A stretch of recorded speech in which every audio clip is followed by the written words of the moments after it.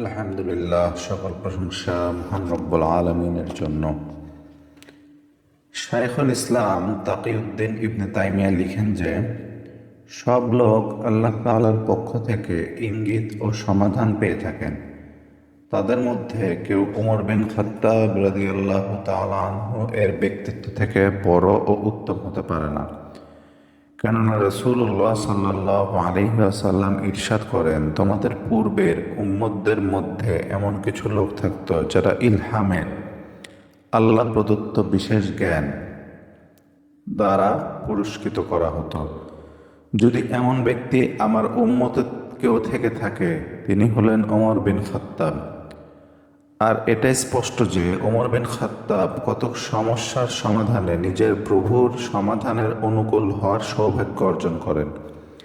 এ সত্ত্বেও তিনি প্রত্যেক সমস্যার সমাধানে রাসূল সাল্লাল্লাহু আলাইহি ওয়াসাল্লামের আনীত শরীয়তের মাপকাঠিতেই যাচাই করে নিজের দায়িত্ব ও কর্তব্য পালন করতেন। কখনো এমন হয়নি যে তিনি রাসূলুল্লাহ সাল্লাল্লাহু আলাইহি ওয়াসাল্লামের কাছে ব্যাখ্যা জানা ছাড়াই নির্দ্বিধায় নিজের সিদ্ধান্ত ও সমাধান গ্রহণীয় মনে করেছেন। তবে তিনি সর্বদাই সতর্ক থাকতেন এবং ভাবতেন কোনো অবস্থায় যেন আল্লাহ ও তার রাসূলের সামনে তার কোনো কথা অথবা কাজ অতিক্রম না করে। আর যখন গবেষণালব্ধ সমাধানে যখন মতবিরোধের বিষয় অবধারিত হতো, তৎক্ষণাৎ পবিত্র হাদিসের দিকেই তিনি প্রত্যাবর্তন করতেন।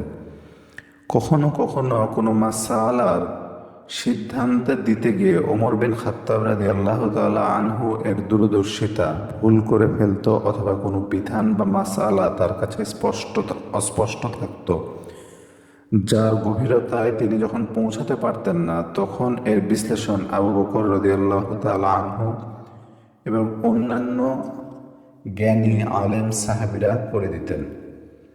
আর তিনি সাহাবাগণের যুক্তি ও বিশ্লেষণকে তৎক্ষণাৎ গ্রহণ করতেন। যেমন হুদাইবিয়ার চুক্তির সময় রাসূল সাল্লাল্লাহু আলাইহি ওয়াসাল্লামের ইন্তেকালের দিন এবং যাকাত অস্বীকারীদের ব্যাপারে আবু বকর সিদ্দিক রাদিয়াল্লাহু তাআলা আনহু এর জিহাদের ফতোয়ার সময় ওমর বিন খাত্তাব রাদিয়াল্লাহু তাআলা আনহু তার নিজের মতকে পরিবর্তন করেছিলেন। ওমর বিন খাত্তাব রাদিয়াল্লাহু তাআলা আনহুর এই বৈশিষ্ট্য ছিল যে একটি নারীও তার কথা দলিলের মাধ্যমে প্রত্যাখ্যান করত এবং কোরআনের আয়াত পেশ করে প্রমাণ করে দিত। অতঃপর ওমর রাদিয়াল্লাহু তাআলা আনহু তৎক্ষণাৎ নিজের কথা ফিরিয়ে নিয়ে সেই মহিলার কথা গ্রহণ করতেন।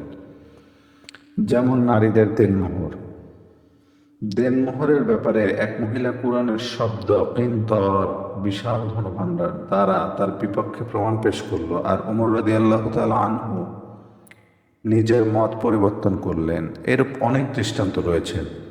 সুতরাং যে কেউ ইলহাম ও কাশাফ অধিকারী হোক, ওমর বিন খাত্তাব রাদিয়াল্লাহু তাআলা আনহু থেকে উত্তম হতে পারেন না। কেননা তিনি সর্বদাই রাসূলের সুন্নাহ এবং আল্লাহ সুবহানাহু ওয়া তাআলার বিধানের জন্য যে কোনো বিষয় গ্রহণ করতে রাজি থাকতেন।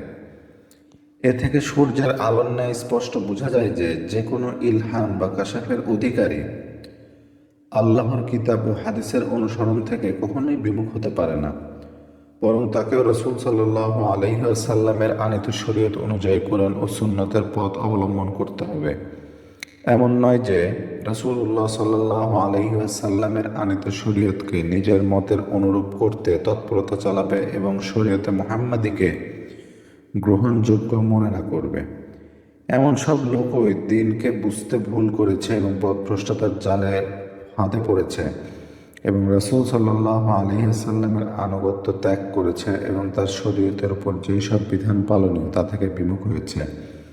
আর এই ধারণায় লিপ্ত হয়েছে যে সে বর্ণিত ইলম থেকে মুক্ত হয়ে গেছে এবং এই ইলমের কোনো প্রয়োজন নেই। সুতরাং তাদের এ কথা তাদের মধ্যে প্রচার ও প্রসার পেয়েছে। তারা নিজেদের ইলম মৃত ব্যক্তি থেকে মৃত ব্যক্তির মাধ্যমে জ্ঞান অর্জন করেছে, আর আমরা নিজেদের ইলম এমন সত্তা থেকে আহরণ করছি যার কখনোই মৃত্যু আসবে না। এমন সব অজ্ঞ ব্যক্তিদের বলা হবে যে বিশ্বস্ত ব্যক্তিবর্গ পয়গম্বর রাসূল সাল্লাল্লাহু আলাইহি সাল্লাম থেকে যা কিছুই বর্ণনা করেছেন তা পরিপূর্ণ সত্য। যদি এই সব নিষ্পাপ পয়গম্বর থেকে বর্ণিত না হতো তাহলে তোমরা এবং তোমাদের মতন অজ্ঞ ও বোকারা হয়তো মুশরিকদের অন্তর্ভুক্ত হতে অথবা ইহুদি নাসারাদের দলভুক্ত হয়ে যেতে। আর যা তোমরা তোমাদের অর্জিত জ্ঞানের কথা বলছো তা তোমরা কিরূপে জানতে পারলে যে তা আল্লাহর পক্ষ থেকে প্রাপ্ত ওহী বা ইলহাম? আর এটা কেন বুঝতে পারো না যে তা শয়তানের কুমন্ত্রণা বা ওহী? ওহীও দুই প্রকার, এক ওহী আল্লাহ কর্তৃক এবং অন্যটি শয়তানের। আল্লাহ তাআলার এই বাণী কি তোমাদের দৃষ্টিগোচর হয় না? আর নিশ্চয়ই শয়তান গোত্র তাদের বন্ধুদের কাছে সন্দেহ সৃষ্টি করে যেন তারা তোমাদের সাথে বিবাদে লিপ্ত হয়। সূরা আনআমের 121 নম্বর আয়াত। অন্যত্র ইরশাদ হচ্ছে, এমনি ভাবে আমি প্রত্যেক নবীর জন্য শত্রু করেছি মানব ও জিন শয়তানের মধ্য থেকে। তারা ধোঁকা দেওয়ার জন্য একে অপরকে চিত্তাকর্ষক কথাবার্তা বলে। সূরা আনআমের 112 নম্বর আয়াত। আল্লাহ তাআলা আরো বলেন, আমি আপনাকে বলবো কি কার নিকট শয়তানরা অবতীর্ণ করে? তারা অবতীর্ণ হয় প্রত্যেকে মিথ্যাবাদী ও গুনাহের উপর। তারা শ্রুত কথা এনে দেয় এবং তাদের অধিকাংশই মিথ্যাবাদী। সূরা শুআরার 221 থেকে 223 নম্বর আয়াত। মুখতার বিন আবু উবাইদ সাকাফিও এই এক প্রকার ব্যক্তি ছিল। সুতরাং যখন আব্দুল্লাহ বিন উমর রাদিয়াল্লাহু তাআলা আনহুকে বলা হয় যে মুখতার বলে যে তার কাছে ওহী আসে, তখন তিনি বললেন, নিশ্চয়ই শয়তানরা তাদের বন্ধুদেরকে ওহী করে যেন তারা তোমাদের সাথে তর্ক করে। সূরা আনআমের 121 নম্বর আয়াত। আর যখন আব্দুল্লাহ বিন আব্বাস রাদিয়াল্লাহু তাআলা আনহুকে বলা হলো যে মুখতার বলে যে তার প্রতি ওহী অবতীর্ণ হয়, তখন তিনি বললেন, সূরা শুআরার 221 থেকে 200 নম্বর আয়াত, 223 নম্বর আয়াত, আমি আপনাকে বলবো কি কার নিকট শয়তান অবতীর্ণ হয়? তারা অবতীর্ণ হয় প্রত্যেক মিথ্যাবাদী ও গুনাহের উপর। আর তারা শ্রুত কথা এনে দেয় এবং তাদের অধিকাংশই মিথ্যাবাদী। এখানে বিষয়টি হলো, আমরা যে ইলম অর্জন করি বা আমরা যে আল্লাহ সুবহানাহু ওয়া তাআলার ইবাদত করি, এটা রাসূল সাল্লাল্লাহু আলাইহি ওয়াসাল্লামের দেখানো পথ অনুযায়ী হতে হবে। আমাদের সমাজেও এমন অনেক লোক রয়েছে যারা দেখতে অনেক সুন্দর হয়, বড় দাড়ি থাকে, জুব্বা গায়ে দেয়, কিন্তু তারা আসলে আমাদের ঈমানকে দুর্বল করে দেয়। তারা তাদের নিজেদের মতকে প্রাধান্য দেওয়ার জন্য রাসূলের সুন্নাহকে ছুঁড়ে ফেলে দেয় এবং নিজের মতামতকে প্রতিষ্ঠিত করার চেষ্টা করে। আল্লাহ তাআলা তাদের হাত থেকে আমাদেরকে রক্ষা করুক।